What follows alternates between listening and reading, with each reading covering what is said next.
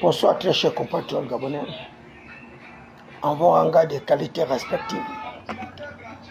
Je suis le prince Adouma David Mberakouma, la voix des sans-voix, la cristallisation, les aspirations légitimes du peuple souverain, frappé du sceau du savoir et l'onction de la faculté. Vous me verrez de moins en moins sur Facebook à travers des publications audiovisuelles pour la simple raison que j'ai été menacé. Et d'ailleurs, vous avez suivi avec beaucoup d'intérêt cette communication de Jonas Moulenga qui me mettait en garde sur une probable arrestation. Au même titre que Bom Ngom, qui lui a déjà été arrêté, candidat à la mort matricule 212, moi je suis candidat à la mort matricule 213, et il y a également un de mes autres frères qui est candidat à la mort matricule 214, et sans compter Hoffman également qui est candidat à la mort matricule 222. Mais dans tous les cas, je le disais que vous me verrez de moins en moins, une fois de plus, prendre part à un certain nombre de publications à caractère pédagogique, à caractère didactique, mais à caractère de moralisateur de la vie publique. Parce que j'ai changé de registre. Désormais, vous n'aurez plus l'émission Atmosphère, mais vous auriez l'émission Programme de secours d'urgence. Programme de secours d'urgence, et qui est une émission exclusivement réservée à la propagation de la parole, c'est-à-dire l'évangile.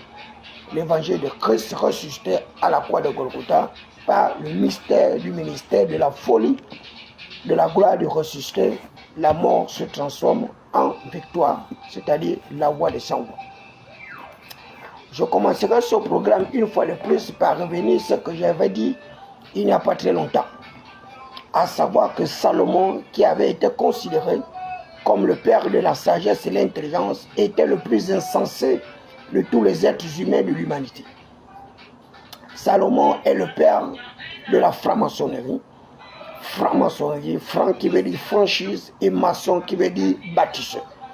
Et moi, David Mberakouma, j'aime mieux le rappeler que je suis la pierre qui avait été rejetée par les bâtisseurs, mais qui malheureusement sera la principale de l'angle, un rocher de scandale, une pierre d'achoppement. Salomon avait près de 1000 femmes, avec 700 concubines. Et Salomon est mort dans la disette, dans la pauvreté comme un misérable. Parce que Salomon avait abandonné ce Dieu de la jeunesse qui lui avait donné l'intelligence, mais également une sagesse mystérieuse. Salomon s'est accoquiné au Dieu de ses multiples épouses. Le Dieu d'Astarté, le Dieu de l'idolâtrie, sans compter plusieurs de ses multiples femmes, et qui étaient engluées dans des véritables conflits intérieurs avec leur conscience, avec leur subconscient, mais également avec leur inconscience. Donc Salomon, retenez bien que Salomon n'a jamais été le père de la sagesse. C'est le père de l'idiotie. C'est le père d'une bestialité sexuelle, d'un Kama Sutra mal maîtrisé qui a entraîné Salomon dans la misère, la disette, la pauvreté et d'ailleurs même l'exclusion sociale. Donc un autre personnage également que je voudrais démystifier, c'est celui d'Abraham. Abraham que d'aucuns ont considéré comme le père de la foi vivante. La foi vivante. La Bible dit, Dieu dit à Abraham, quitte la maison de ton père et ta mère. Va-t'en du lieu où je t'enverrai, et à partir de celui-là, je ferai de toi une grande nation, un peuple prospère. Abraham va donc quitter la maison de son père avec son neveu Lot pour pouvoir aller vers le lieu que l'Éternel des armées lui aurait recommandé. Et à partir de ce lieu, il sera le père de la nation. Et sa prospérité se multipliera comme les étoiles du ciel et le sable de la mer. Abraham avait une foi vacillante. Sa foi ne reposait pas sur une espèce d'assurance. Car Abraham va abandonner la foi de l'Éternel armée qui avait dit qu'il faisait naître d'Abraham un fils prodige appelé Isaac. Malheureusement, Abraham, dans une attente assez longue, va s'acoquiner avec sa servante Agar et pour faire naître Ismaël. Ismaël. Il fera naître Ismaël. Ismaël qui n'est rien d'autre que l'héritier de la religion musulmane. La religion musulmane. Ismaël. Et Abraham, dans sa quête du fils de prodige, va une fois de plus aller vers sa femme Agar, pas Agar, Sarah, qui sera déjà d'un âge avancé pour faire naître Ismaël, pour faire naître Isaac.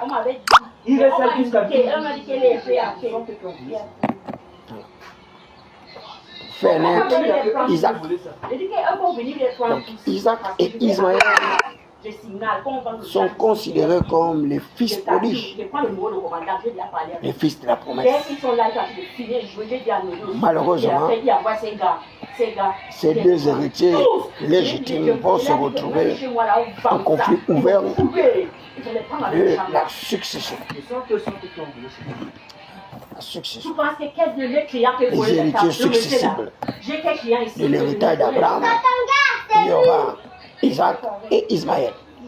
Ismaël sera le premier-né et c'est pourquoi les musulmans réclament cette légitimation en qualité de premier fils du père Abraham. Abraham, à travers sa foi vacillante, ne va pas s'arrêter là. Il va se retrouver avec plusieurs difficultés avec son fils Lot, son neveu Lot, Lot qui va se retrouver en train de poursuivre justement les chimères.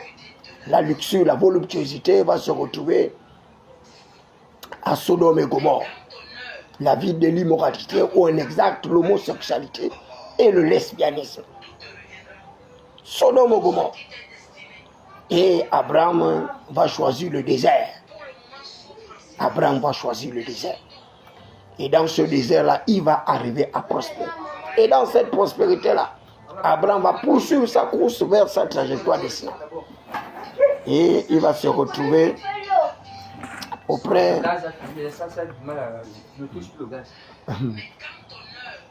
Abraham va se retrouver auprès d'un roi méchant, un roi qui aimait excessivement les femmes. C'était l'une de ses caractéristiques. Il aimait les femmes. Et ce roi-là arrachait les femmes autrui pour en faire son arène. Et Abraham va dire à sa femme Agar, Agar, et non pas Agar, Sarah. Sarah et égare à mon intégrité et égare à ma foi. Qu'il te plaise de dire au roi que je suis ton frère, ton grand frère, et non ton époux. Premier renoncement, le reniement de sa foi, de sa force, de son courage et de sa détermination. Sa détermination.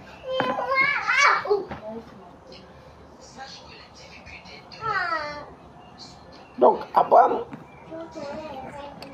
va se faire passer pour le frère de son épouse. Et à partir de là, le roi va récupérer son épouse, Sarah. Et il va préparer les noces. Heureux ceux qui sont appelés au festin de noces de l'agneau. Alors ils chanteront Alléluia. Alléluia. C'est pas maintenant pour appliquer le vol. Parce que là, ça commence. Bientôt, il va venir maintenant avec les ciseaux, couper la chaîne pour rentrer maintenant dans tout ce que j'ai. C'est ce qu'ils vont faire parce que je ne sais pas pourquoi quelqu'un va voler à 5. Donc ils étaient à 5. Quelqu'un ne peut pas payer une table. Ça baisse. Puis c'était à 5. Ils vont se faire 1-1. Les autres maintenant, tu vas plus les chaises. c'est pas une question. Et c'est pas la voiture qu'ils ont gardée là pour faire. Ils sont seulement faits. Je te dis que c'est le 6 ans maintenant qui va venir pour pouvoir prendre le chien là. Non, ils ne vont pas couper Les tables, les c'est chiens. quoi? Si quelqu'un peut voler la table, donc ça veut dire qu'il te prépare maintenant pour faire Ils ne vont pas voler les choses. Ils ne vont pas voler, ils ne vont pas casser les choses. Ils ne vont pas casser. C'est le fils de la révolte, le fils de Corée, des voleurs, des brigands, des gangsters. Bref. Donc, le roi va arracher l'épouse d'Abraham et il va la mettre dans une arène pour préparer ses noces. Malheureusement, Abraham va se retrouver dans le confort, heureux, en train de vivre dans la voluptuosité, mais tout en étant agréablement surpris parce que son épouse se retrouverait dans la maison du roi. Et Abraham va faire une prière à l'Éternel des armées qui lui avait promis justement cette femme de sa jeunesse, c'est-à-dire Sarah, transformée en Sarai. Sarai. Ok. Pourquoi c'est moi? C'est moi qui t'ai volé les tables. Tu attendais que j'arrive, que tu parles de ça. Laisse ton mari Je ne tranquille. le breaker. Laisse ton Et puis mari là, j'ai tranquille. allé d'abord payer le cabinet là. Et le roi qui préparait justement Donnez-moi le breaker. les fiançailles avec Sarah va se retrouver en difficulté. Le Dieu protecteur d'Abraham va le frapper d'une maladie inguérissable. Il va le frapper d'une népligie et d'une tétraplégie. Je viens d'arriver, je ne touche pas, c'est les piquets, c'est les machins, c'est les machins. Laisse-moi avoir tranquille. Je ne peux pas arrêter. Tu as quel problème? Tu sais, quand tu touches quelque chose qui me partie, il faut venir comme ça.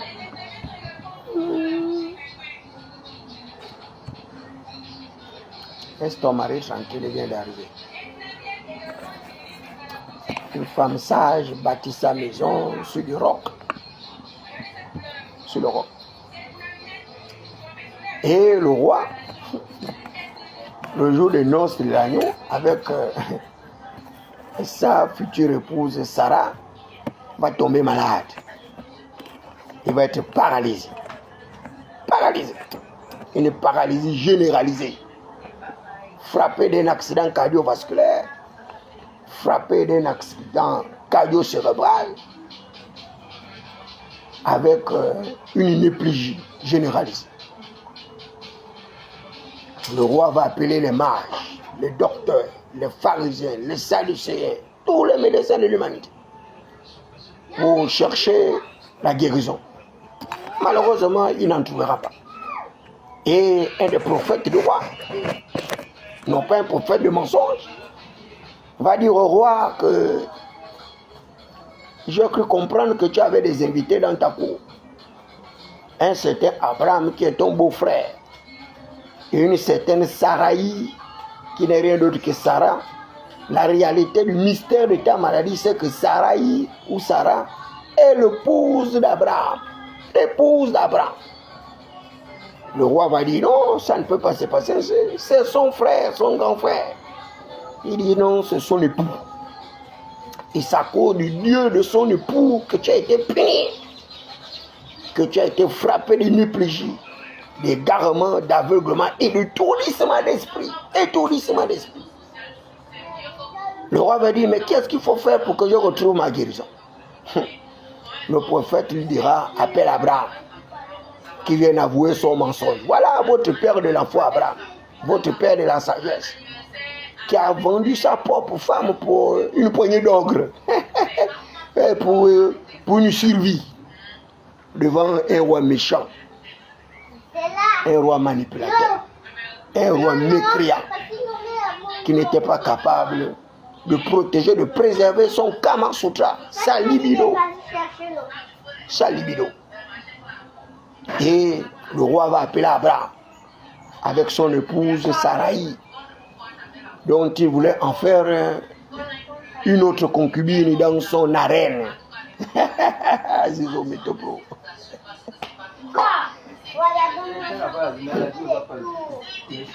Et au roi de demander à Abraham, qui est cette femme qui s'est retrouvée dans mon palais comme une épouse, Quel est votre lien d'affiliation? Votre lien d'affinité? Votre génétique moléculaire? Abraham dira au roi, cette femme dont j'ai fait passer pour ma petite soeur, en réalité est mon épouse. Et comme tu es un roi méchant et que tu aimes prendre les femmes d'autrui, et pour avoir égard à ma vie, j'ai préféré le faire ainsi. Et le roi lui dira, pourquoi tu as fait ce grossier mensonge alors que tu es supposé être le père de la foi vivante, le courage, la détermination. Et le roi lui dira, prends ton épouse avec l'ensemble de tous les biens que je t'ai attribués et sors de ma royauté. Et va-t'en avec ta maladie. Abraham va prendre son épouse, Sarah, avec tous leurs biens, et ils vont quitter cette royauté du roi méchant et mauvais et violent. Et une fois sortis de leur royauté, le roi va recouvrer sa santé, sa parfaite santé. Et il dira, béni soit le Dieu d'Abraham. Parce que le Dieu d'Abraham aura fait disparaître toutes les maladies dont ce roi était possesseur. Vous savez, l'avantage avec la Bible, c'est que c'est un récit allégorique. Un récit allégorique, métaphorique, hyperbolique. Et il faut une certaine sagesse pour arriver à pénétrer le cercle d'influence de l'évangile. Le cercle d'influence de la parole révélée.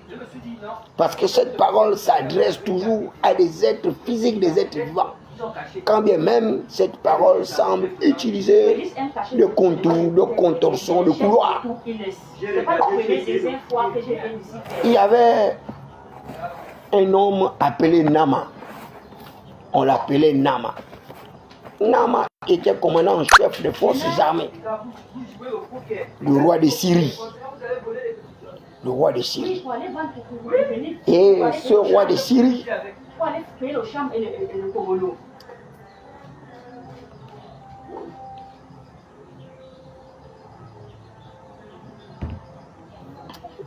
donc ce roi de Syrie avait pour commandant en chef Nama. Nama était un général des forces armées, commandant en chef. Il est en grade et en dignité. Il avait les épouses, les femmes, les enfants et autres. Il était un homme prospère.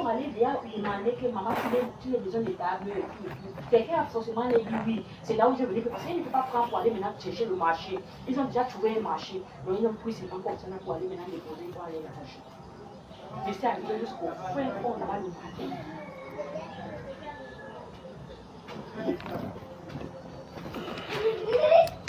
Exode, tes amis là, je ne veux plus leur voice. On a volé mes chaises, il y a laissé les chaises ici, les tables devant. Les gens qui viennent encore jouer le poker, je ne veux plus leur voir. Qui a volé quoi ici là? Je ne veux plus voir quelqu'un ici. Qui a volé quoi ici? On m'a volé les chaises. Je vous reviens dans 2 minutes.